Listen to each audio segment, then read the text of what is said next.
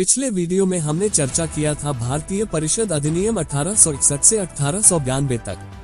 आज के हमारे YouTube channel CGPSC state CG aspirant में चर्चा करेंगे भारत परिषद अधिनियम 1909 यानी मॉर्ले मिंटो सुधार 1909 के बारे में, जो कि CGPSC प्रीलिम्स, मेंस के और अन्य प्रतियोगी परीक्षाओं में पूछे जाते हैं।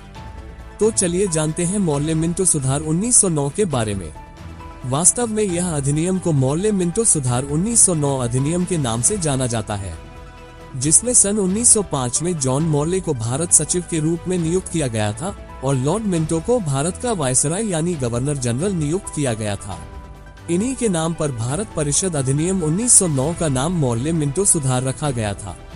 वास्तव में 1909 के सुधारों का मुख्य उद्देश्य उदारवादियों को दिग्भ्रमित कर राष्ट्रवादी दल में फूट डालना तथा सांप्रदायिक निर्वाचन प्रणाली को अपनाकर राष्ट्रीय एकता को नष्ट करना था।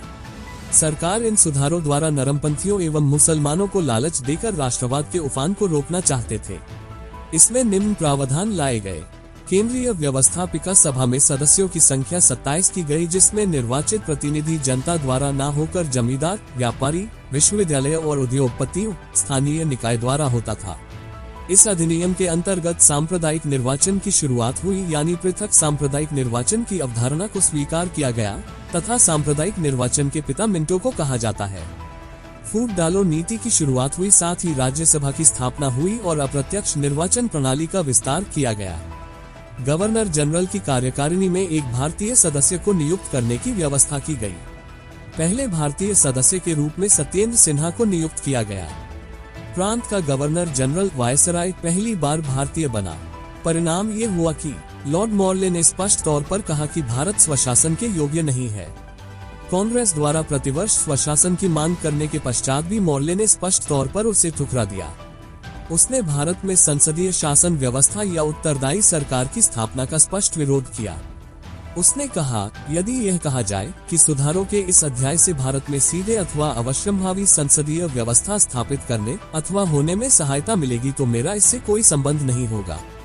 सरकार एवं मुस्लिम नेताओं ने जब भी द्विपक्षीय वार्ता की, उसका मुख्य विषय पृथक निर्वाचन प्रणाली ही रहा, किंतु वास्तव में इस व्यवस्था से मुसलमानों का छोटा वर्ग ही लाभान्वित हो सका।